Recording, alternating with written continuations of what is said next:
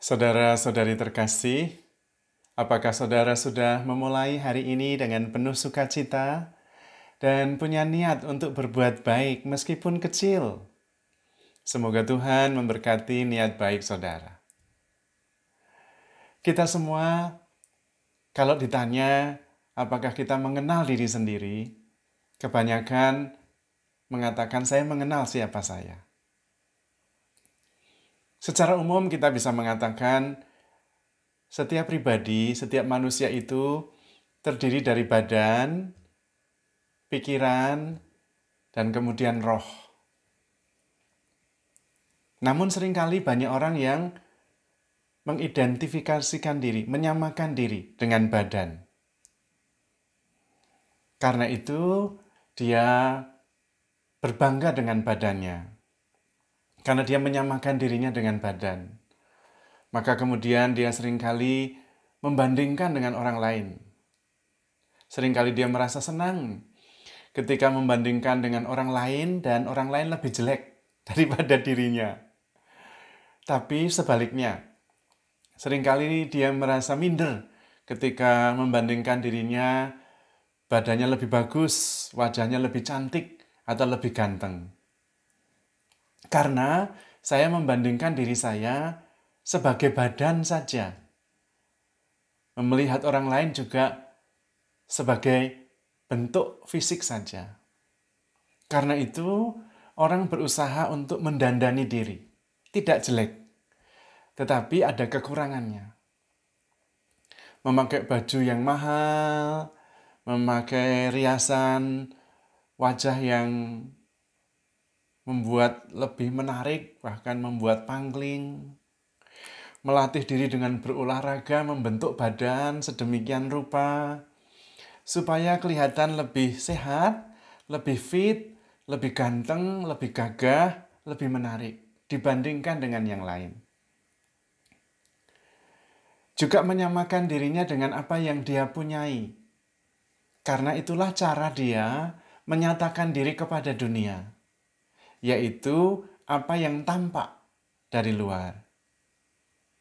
Dan seringkali kita juga menilai orang lain dengan cara yang sama. Apa yang dipunyai, apa yang tampak, itu yang kita nilai. Memang benar dia itu seperti yang kita lihat. Tetapi bukan semuanya yang kita lihat adalah dirinya, adalah diri kita. Ada yang tidak kita lihat. Seringkali berupa pikiran. Jadi kalau kita misalnya tidak terlalu tinggi badannya, tidak terlalu ganteng atau tidak terlalu cantik, maka yang dikelola, dikembangkan adalah pikirannya. Nggak ganteng, nggak cantik, lumayan nggak apa-apa, tapi pinter. Pinter, terampil, maka berusaha keras, mengetahui banyak hal, sehingga meskipun kalah dalam penampilan, tapi menang dalam pemikiran. Pikirannya luas, pikirannya pinter, supaya merasa lebih percaya diri. Lalu sekolah sampai gelarnya banyak, untuk meningkatkan apa yang nampak. Kalau yang nampak itu tidak begitu hebat, pikiran kita menjadi pelengkapnya, yang menyempurnakan kita, sehingga kita bisa menjadi lebih percaya diri. Namun pikiran-pikiran itu juga bukan sepenuhnya diri kita. Gelar-gelar itu juga tidak sepenuhnya bisa memuaskan kita. Ada saat kita juga merasa lelah dengan menjadi lebih pandai, lebih hebat dari yang lain. Lalu seringkali juga, apalagi membandingkan dengan yang lebih pinter, gelarnya lebih banyak. Maka kemudian juga mengidentifikasikan diri dengan latar belakang. Keturunan orang kaya, keturunan orang terpelajar, keturunan suku tertentu. Sebetulnya itu sama. Mengidentifikasikan diri pada apa yang tampak, pada apa yang kelihatan. Dan semuanya tidak memuaskan karena berubah. Yang paling kelihatan adalah fisik. Lama-lama fisik kita juga berubah. Awalnya ganteng, awalnya cantik, gagah. Lama-lama kaca yang biasa kita bercermin itu jelek, berubah. Sehingga kita berkali-kali ganti, beli kaca cermin. Karena mulai kacanya berubah, tidak memantulkan gambar seindah dulu ketika masih muda. Maka sering ganti kaca cermin. Karena berubah. Juga pikiran lama-lama juga berubah. Karena kemudian mulai lupa, gampang lupa. Dan ilmu berkembang begitu cepat. Lama-lama ketinggalan dengan yang lain. Dan kemudian merasa juga tidak bisa memenuhi diri kita sendiri.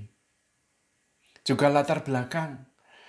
Entah itu keluarga, entah itu juga keturunan suku tertentu, tidak bisa memuaskan. Karena semuanya sebetulnya adalah dasarnya kita mengidentifikasikan diri, menyamakan diri dengan sesuatu yang kelihatan, yang fisik, yang berubah. Ada di dalam diri kita yang tidak pernah berubah dan membuat kita tenang, yaitu kesadaran diri. Ketika kita bisa duduk tenang, menyadari badan kita, mensyukurinya, menyadari juga pengertian, pengetahuan yang kita kumpulkan, melihat bagaimana pengertian-pengertian itu bertumbuh, berkembang. Kita menyadari itu semua. Dan di dalam diri kita ada roh yang menjadi daya hidup, yang membuat apa yang kelihatan itu menjadi lebih menarik. Dan sebetulnya itu yang bersifat permanen, tidak berubah. Kesadaran yang sama. Dan kesadaran itulah dasar dari identifikasi fisik, dasar dari identifikasi pikiran, dasar dari identifikasi pengalaman masa lalu, latar belakang. Semuanya ada dalam kesadaran. Dan kalau kita bisa menyadarinya, maka kita bisa juga memandang orang lain, tembus pada kesadaran.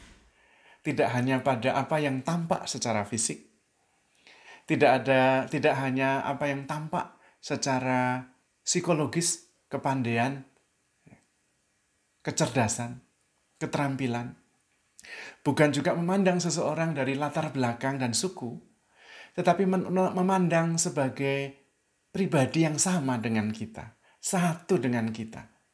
Tidak terbatas oleh badan, tidak terbatas oleh pikiran-pikiran, tidak terbatas juga oleh latar belakang. Karena pada dasarnya dalam kesadaran kita ketemu sebagai pribadi yang sadar. Bahwa kita lebih dari sekedar apa yang tampak, lebih dari sekedar yang jasmani, lebih dari sekedar pinter, lebih dari sekedar apa yang kita ketahui. Tetapi ada sebuah kasih yang merangkul segalanya, yang mencintai segalanya. Yang buruk dicintai, yang baik dicintai. Yang pintar dicintai, yang tidak terlalu pintar juga dicintai. Karena cinta kita menembus batas-batas itu. Dan itulah sebetulnya jati diri kita. Kita diciptakan secitra dan segambar dengan Tuhan sendiri yang adalah kasih. Kalau kita bisa memandang setiap pribadi, termasuk diri kita, bukan hanya apa yang tampak, apa yang jasmani, bukan apa yang kita mengerti sebagai sebuah kepandaian dan keterampilan, tetapi sebuah kesadaran bahwa kita satu di dalam kasih. Kita memasukkan semua orang menjadi bagian hidup kita, maka tidak ada batasan lagi, baik, buruk, benar, salah, cantik, buruk, ganteng, jelek, pinter, tidak pinter, kaya atau miskin. Tetapi sebuah kesatuan sebagai pribadi yang dalam bahasa Tuhan, bahasa gereja, satu tubuh. Dan Tuhan sebagai kepalanya. Di situ tidak ada perbandingan. Di situ tidak ada penghakiman. Tetapi ada sukacita, ada rasa syukur, dan kasih yang tanpa batas.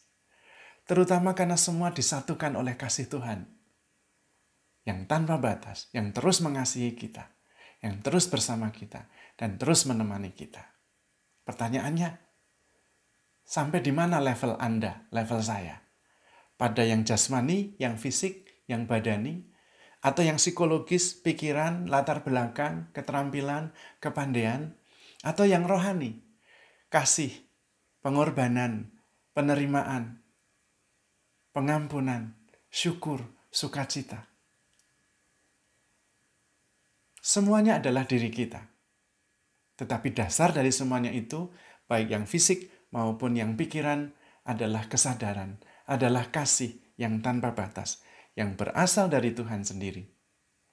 Kita begitu dicintai oleh Tuhan, maka kita juga bisa mencintai siapapun tanpa batas juga.